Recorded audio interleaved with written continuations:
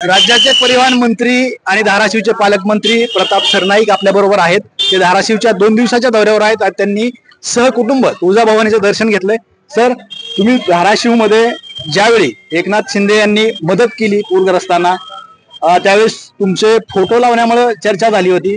मात्र राजन विचारे जे आहेत शिवसेनेचे नेते उद्धव बाळासाहेब ठाकरे यांनी पण मराठवाड्यामध्ये फोटो लावून मदत केली आहे पूरग्रस्तांना, काय वाटतं? नाही काय हो, बघा राजकारणाच्या ठिकाणी राजकारण करावं, परंतु हे पूरग्रस्त शेतकरी एवढे हवालदिल झाले, त्यांना मदतीची गरज आहे। फोटो तुमचे लावा ना, मोठे फोटो लावा, जसे आता तुम्ही मराठवाड्यामध्ये लावलेत ना।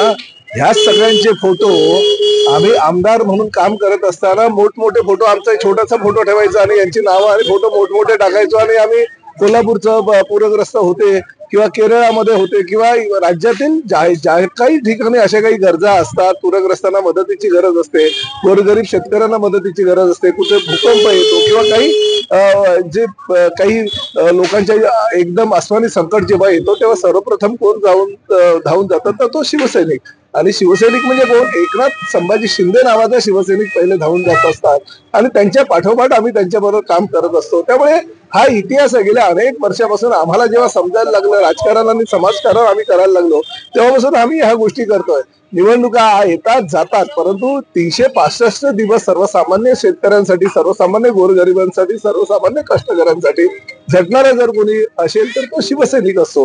आणि त्यामुळे या फोटोचं राजकारण आम्ही त्याही वेळेस केलं नाही। एकनाथ शिंदे साहेबांना ते त्या ठिकाणी पूरग्रस्तांची मदत करत असताना फोटो लावले म्हणून काही लोकांनी अवहेलना केली।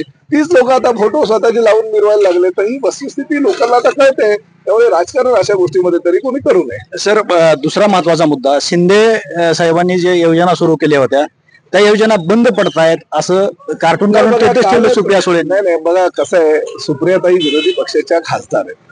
शेवटी त्यांच्या पक्षाची काय परिस्थिती आहे ही त्यांनाही माहिती आहे। मला असं वाटतं की अशा पद्धतीनं काही कार्टून वगैरे ठेवण्यापेक्षा वस्तुस्थिती काय ती त्यांनी जाणून घ्यावी।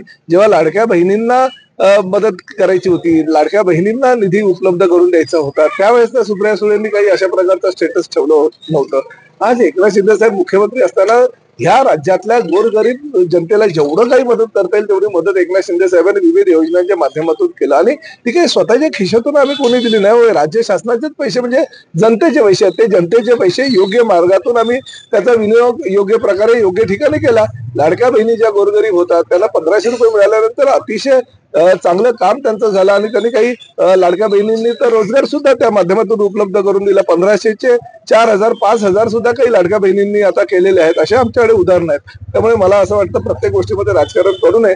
आणि एकनाथ शिंदे साहेबांनी ज्यावेळेस काही निर्णय घेतले त्यावेळेस राज्यामध्ये उपमुख्यमंत्री अजितदादा पवार होते, उपमुख्यमंत्री देवेंद्र फडणवीस साहेब होते आणि त्यामुळे ह्या तिघांनी मिळून निर्णय घेतला। आता फक्त चित्र बदललेलं आहे। एकनाथ शिंदे साहेबांनी अजितदादा उपमुख्यमंत्री आहेत आणि देवेंद्रजी मुख्यमंत्री असल्या कारणानं एकमेकांच्या सहाय्याने ते ज्या योजना निर्माण केलेल्या आहेत जनतेसाठी त्या कुठल्याही योजना बंद होणार नाही। सर, महत्वाचा मुद्दा, स्थानिक स्वराज्य संस्थेच्या निवडणुका तोंडावर आहेत। काल परवा भाजपचा मेळावा होता, त्या मेळाव्यामध्ये आमदार राणा जगजितसिंह पाटील आणि सोलापूरचे पालकमंत्री जयकुमार गोरे यांनी स्वतंत्र लढण्याचा सूचना जी आहे ती त्यांच्या कार्यकर्त्याला दिल्यात। काय तुमचं ठरलेलं आहे स्वतंत्र लढणार? राज्यामध्ये ज्या ज्या ठिकाणी शक्य असेल त्या त्या ठिकाणी महायुतीच लढेल असं तर निर्णय राज्यस्तरीय स्तरावर आमचा सगळ्यांचा झालेला आहे। तसे निर्देश एकनाथ शिंदे साहेबांनी पक्षाचे मुख्य नेते म्हणून आम्हाला दिलेले आहेत। परंतु ज्या ज्या ठिकाणी धाराशिव जिल्हा असू द्या, सोलापूर असू द्या, कुठलाही जिल्हा असू द्या, ज्या ज्या ठिकाणी स्थानिक पातळीवर जर काही निर्णय होत असतील तर ते निर्णय आम्हाला मान्य करावे लागतील, कारण निर्णय त्यांनी करावेत।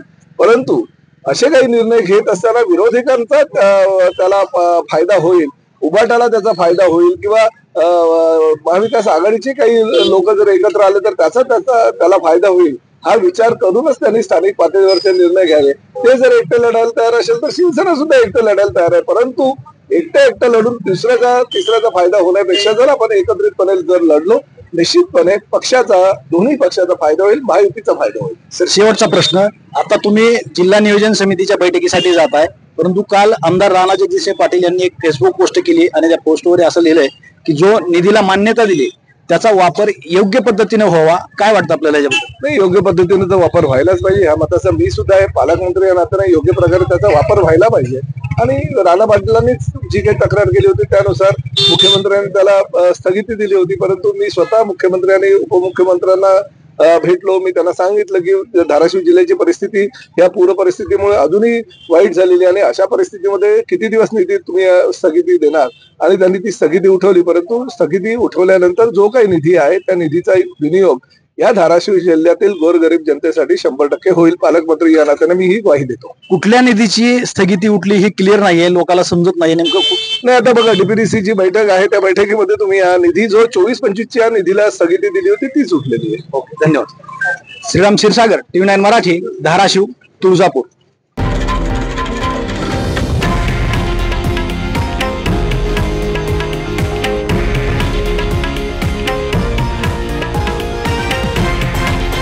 हे आहे देशातील नंबर 1 न्यूज नेटवर्क आणि आपण पाहत आहात TV9 मराठी, एकमेव.